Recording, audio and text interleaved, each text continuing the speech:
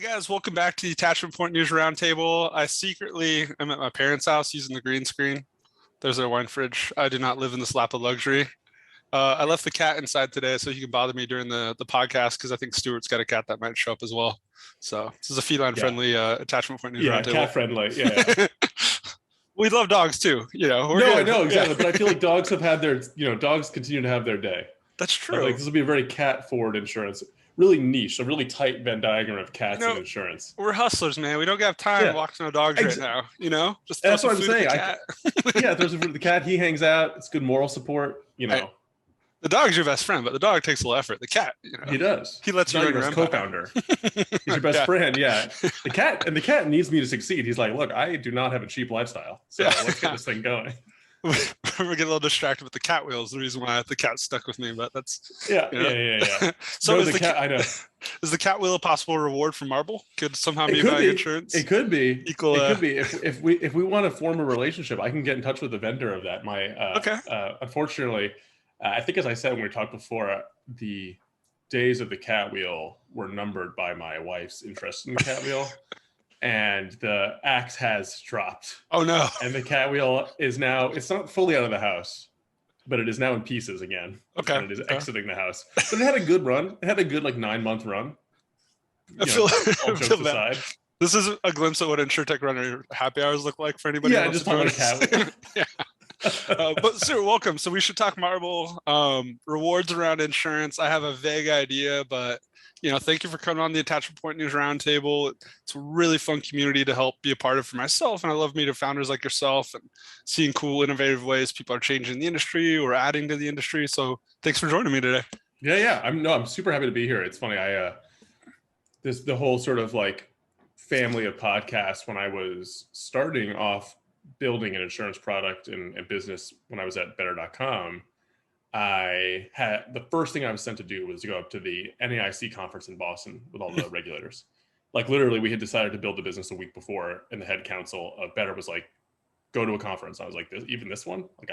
This is pretty in-depth stuff. We did, yeah. NAIC to me, it was like, yeah, I know. And I was like, is anyone gonna go with me? And she's like, I think it's just, so I just spent a weekend in Boston, and on the train there and back, I just cranked through podcasts, listened to as many as I could as particularly Church podcasts. Cool. Just to crank through and get as deep as I could onto the industry landscape.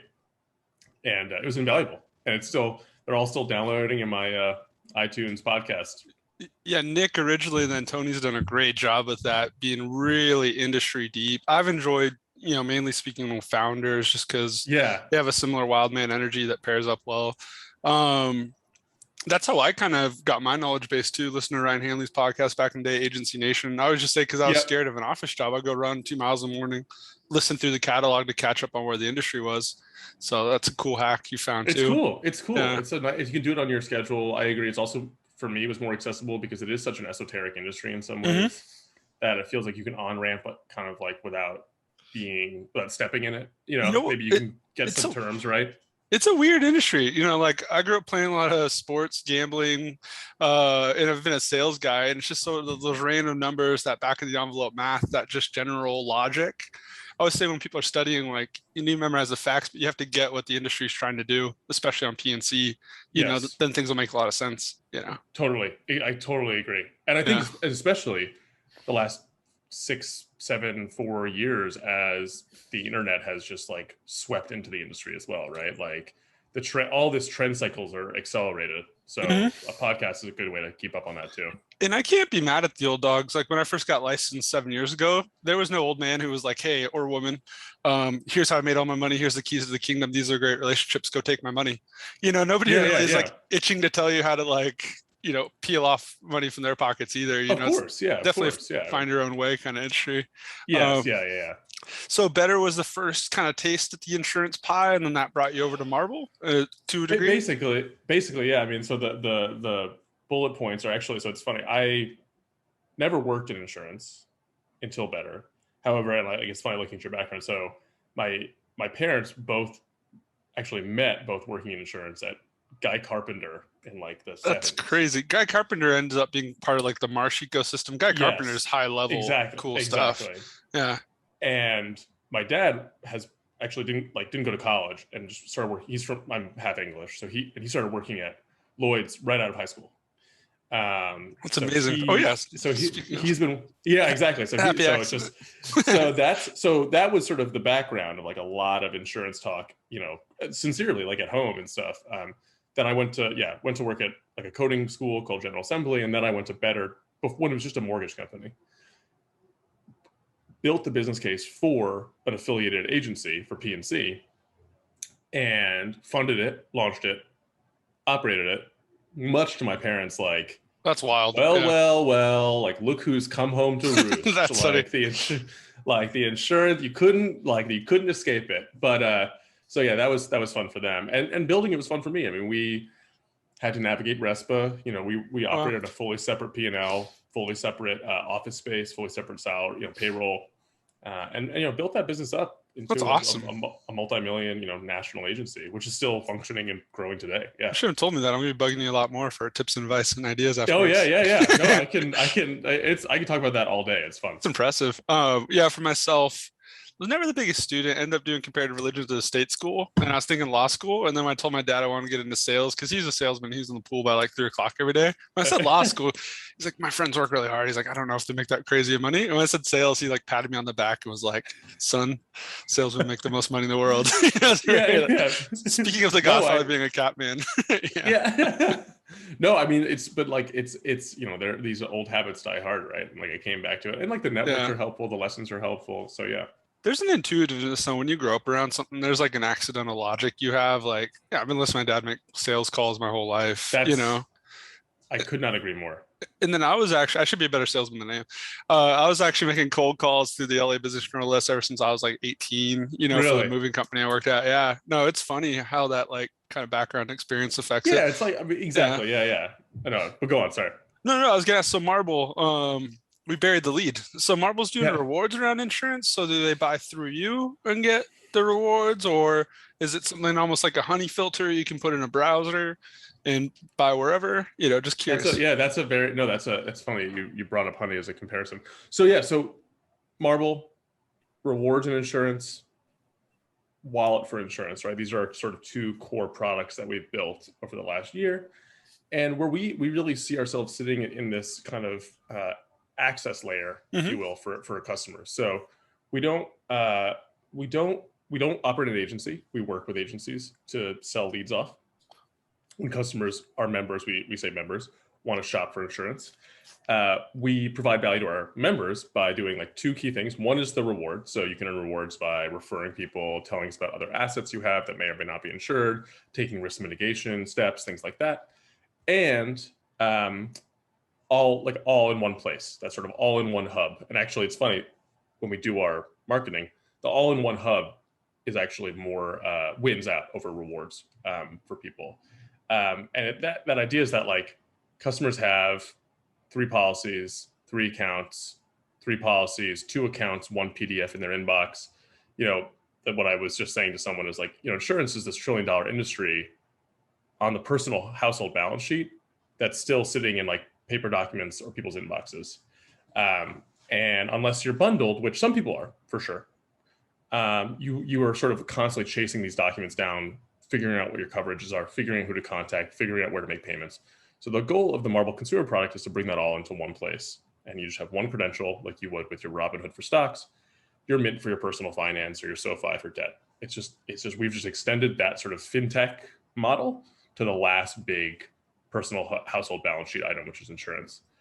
And then spinning that technology too, we work directly with carriers, and we have yet to work with a broker agency, but we've pitched a bunch of them, and we would like to, because it'd be a great use case to layer basically we sit as the rewards layer between you and the customer. So we totally white label our tech. You could call it Brett points, whatever you want to call it. And we set up like a list of 10 to 15 things that you want to incentivize. Could be like lower cost payments, could be doing like a monthly house inventory, could be doing an auto inventory, whatever it is, telematics, paperless, flood monitoring, add anything on that you would want to incentivize to either improve expense ratio or claims rate. And then we push rewards out through either our own app, which can be branded to look, like whatever, or the existing app. So that's sort of the two ways that we work in the world.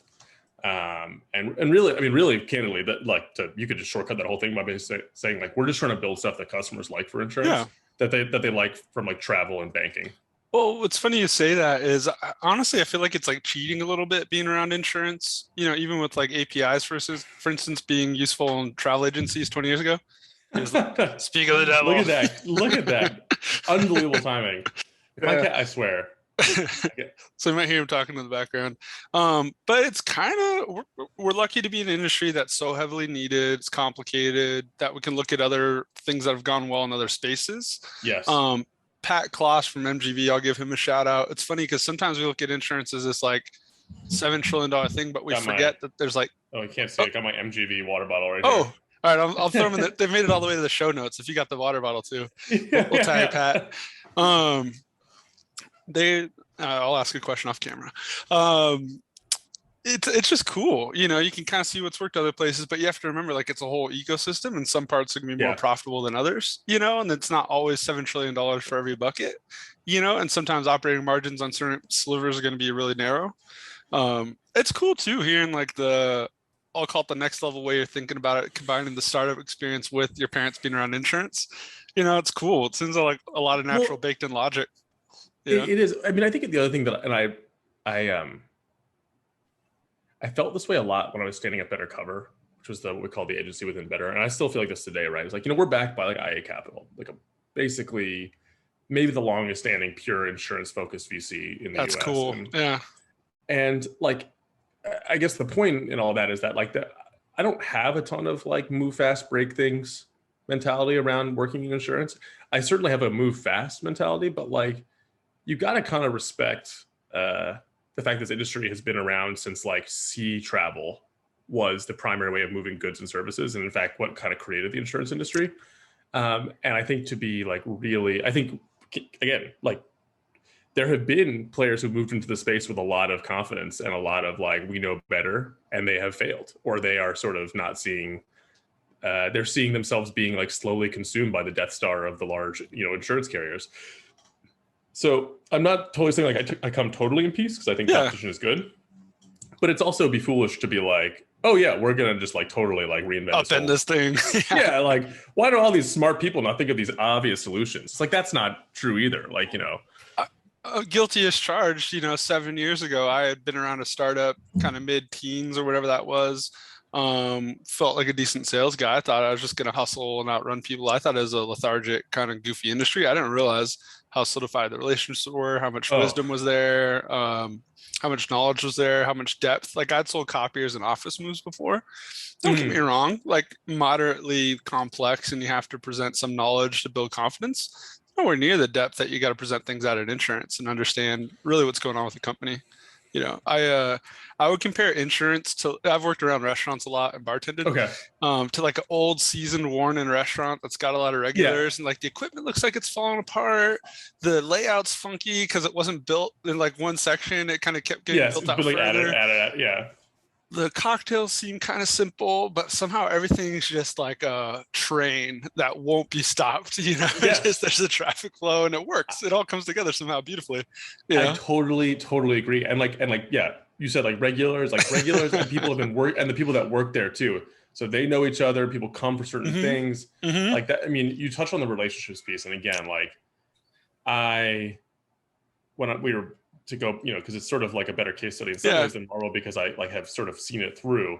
Better Cover, like we hit it like a ton of bricks at first, being like, here's what we need, and like going from carrier to like, here's what we need, and like we just plug like, oh, we've just built this whole mortgage company, so just plug in here, we'll give you this XML file like that, boom, rates, and people were like, have you thought about this? Have you thought about that? Like, do you want to what do you want rate call 3? And you're like, oh no. Well, small things. I actually don't know. Yeah. And like, you're going to deal with freezes in this part of the country. In this part of the country, you're going to deal with hail. This part of the country, you're going to deal with wind. An earthquake. How do you normalize coverage in 50 states, 50 different, insurance departments of insurance? It gets complex quick. Yeah, it really does. So being an agent for Fineo, I had to get licensed everywhere so Fineo could get licensed everywhere. So I've sold in different states, and I'm going to add them in the notes too, my friends at Hazard Hub. Oh They yeah, do, yeah. yeah, it's just nice. It's peace of mind when you're writing in a state you're not familiar with to be able to get a report card of like, I need to worry about this here, worry about that there. The Yeah. cat was attacking me a little bit. I think I did a good job not showing it on camera. Let's go outside. We got 10 minutes left. Yeah. Yeah, yeah, Yeah. Um, no, but it's fun. And I don't know. I'm having a good time just building and learning, But how long have building you, is a uh, go ahead. oh, sorry. How long have you been in the game for Marble? Or how long have you, So Marble officially was incorporated December 2019, but I okay, cool. didn't. It was just me and a part-time user researcher who is fantastic, Yeah. named Talisa Chang. If anyone's ever looking for one, she's phenomenal. She worked with me at Better, and we spent 4 months, like right before COVID, actually, like, in a room at IA's office interviewing consumers, just like That's hundreds cool. of hours of just talking to people, paying them gift cards. I think Andy at IA was like, gave this guy money, just pushing it out into Amazon gift cards to people. And I was like, we're just talking to people over and over and then listening back. And so that we did that till April. And then Adi, our CTO, came on in April. And then the world ended kind of, and we went into lockdown. So it'll be 2 years this December. And I don't know, it's what's interesting about building, which I think is Yeah. the correct word, is this is the earliest I've gone, right? Like, so I worked at General Assembly when they were Hmm. Series B, worked at Better when they were Series C. And I will tell you, like, much like when you like to speak about like the Olympics, right? Like in the cycling, like when they're indoor, they start full speed, right? And then they Yeah. pass the line and they go. As opposed to like when they're doing the Tour de France or like longer road biking, they start cold. Yeah. It is a different ball game to start from a standing start building a company than stepping into. I was like, talk about again, like misplaced confidence. I was Yeah. like, I've been around early stage companies. I know the whole ball game. I know the personnel. I know the staffing. I know how to keep a tight like line on expenses, manage CAC tightly. Mm. I was like, nothing I haven't seen before. Wrong, like so wrong. Like, so that has been fun and a little stressful, but mostly fun. That's to me, that's where I think I kind of thrive. There was two like Series D, and I'll mention the companies afterwards, like big startups, like Yeah. millions of dollars, both names. And I got brought around some like insurance conversations. It's so hard to stay at the table and it's so cutthroat and it's so Oh dry. yeah.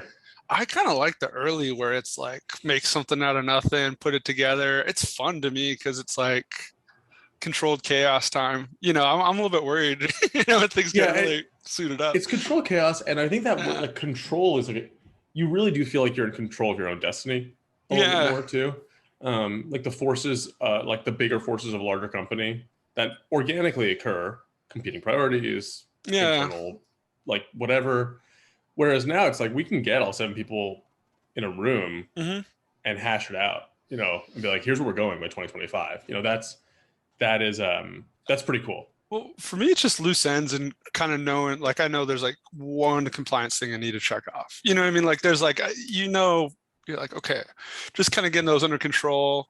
And then it's the mechanics of just a company. Like, once you see kind of the basics, you can kind of line Yeah. those out. And I'm lucky too. Like, Ali is a really knowledgeable founder for Fineo, really knows the Yeah. ecosystem. And there's been times when like, I wasn't like sure what he was up to, and then like he comes back with like a minor miracle. Like it's just kind of interesting when you're operating outside the org as a CEO. Yes. And then for myself, I've just always joked that I want to be sixth man of the year. I just try to fill in gaps and help out, be a little energy Which guy off the is bench. such a critical role.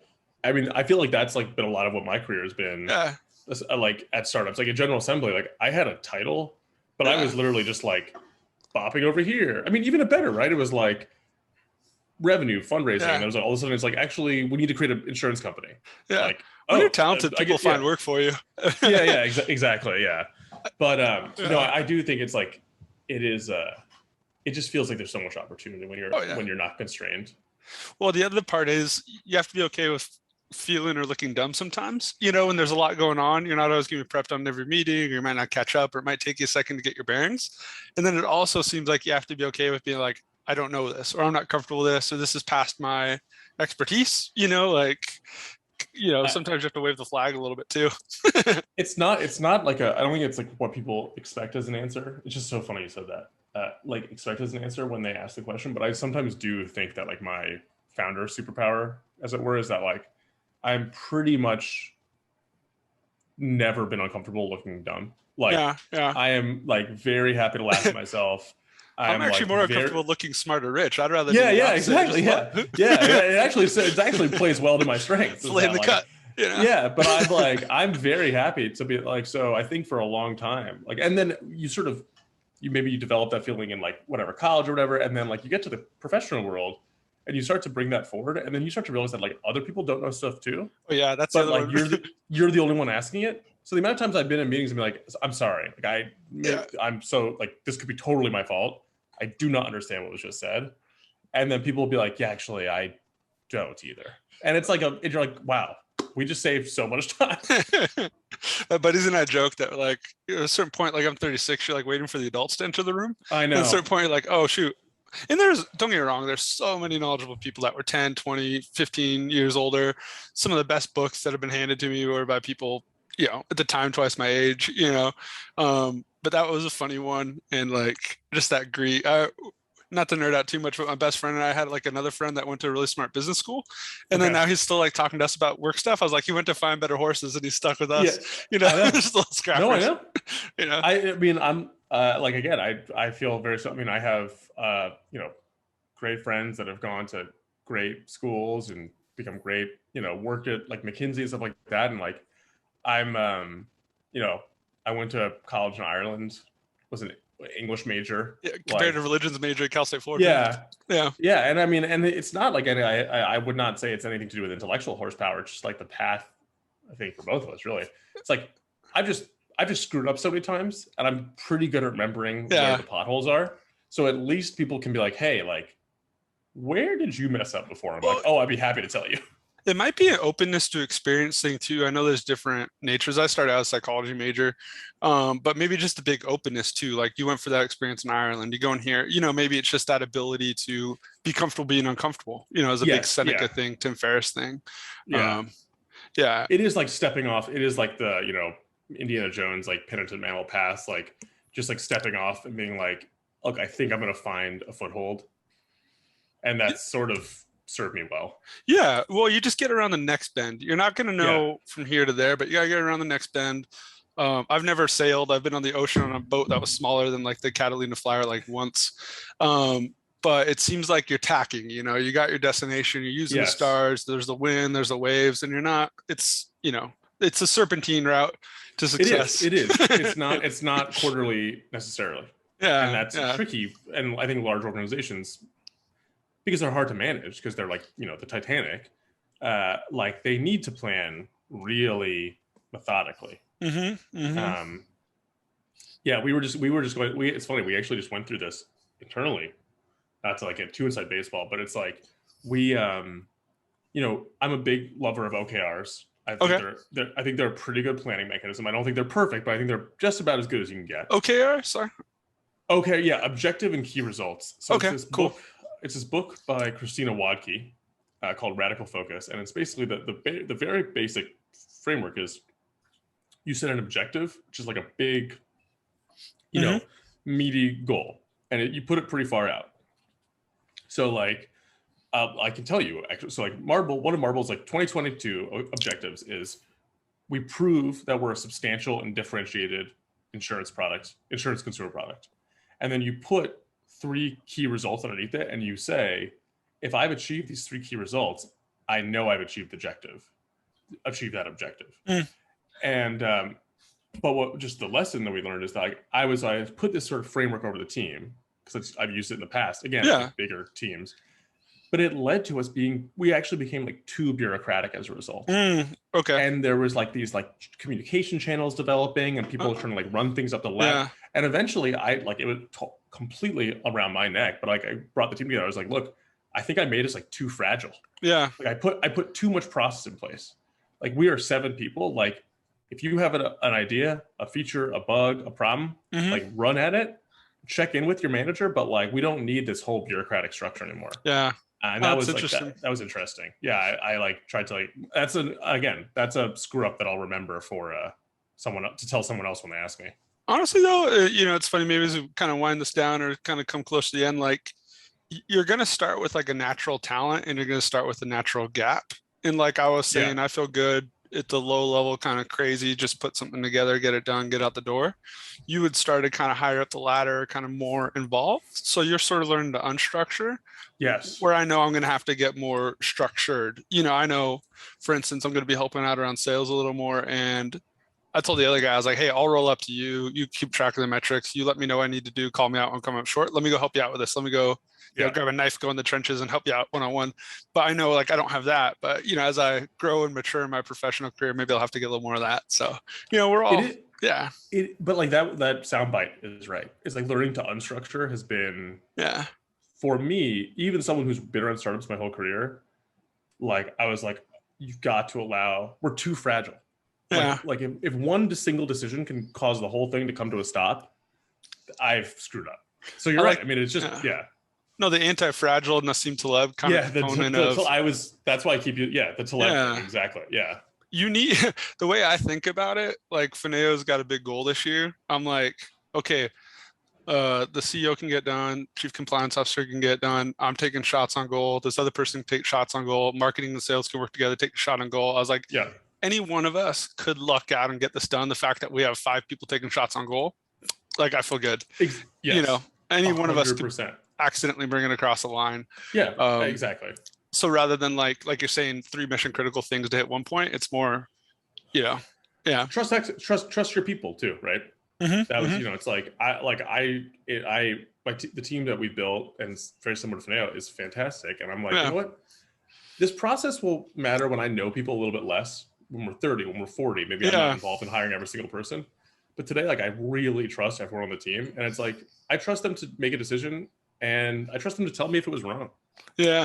Well, even when it's 30, 40, like 100, 200, my best friend's family, I've learned a lot from growing up around them. They have a machine shop. Like, they'll have a quick one-on-one with the guy emptying the trash can. Knows his name, knows what's going on in his life. Like, there's something to like the boss being around. Like, I'm not a perfect employee. When the CEO was around the moving company, I was sitting up a little bit more. I was a little more dialed in. Yeah. Something about the boss being around, something about knowing how to push a broom and do the basic thing on the team.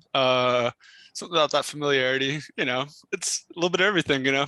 I totally. I mean, it was funny. I was. I think I may have shared this on the runners chat actually, but CEO of a very large, recent unicorn insurance company made an account. And cool. He hopped into the intercom, the customer service chat, and he was like, hey, he started asking questions. And like, Tiffany, our fantastic ops associate, was out at the time. So I hopped in, and he was like, are you Stuart? Like, as in like the founder Stuart? I was like, yeah, man, what's up? Like, and he was like, hey, can we get a time for a call? I was like, yeah, let's get a call. He was like, I did not expect you to be on the other side of the customer service chat. Yeah. But it is important to be like, I mean, one, it's important to like make sure the business works. Yeah. Two, it's important, that you see every piece of it and can kind of do most pieces of it. Well, going back to the restaurant analogy, then we'll wrap, and then we'll have our secret post-recording discussion. Yeah. The salad chef one time, one of my restaurants wasn't in there. Like, he just was missing, and like the GM hopped back there, made some ugly salads, but made some salads, and then I grabbed somebody off the line that I knew could help. I was like, hey, Carlos, can you get back here? You do what you got to do. You do what you got to do. At this stage, you do what you got to do. Yeah. Because you got to be anti-fragile. Perfect. All right. Anti-fragile will be the theme for today, and then I'll plug the InsurTech runners in the notes too. But I'm glad that got us connected, and I'm excited to see what you're up to. Yeah. Thanks so much for this. This was awesome. And chat super secret later. Sounds good. Later, guys.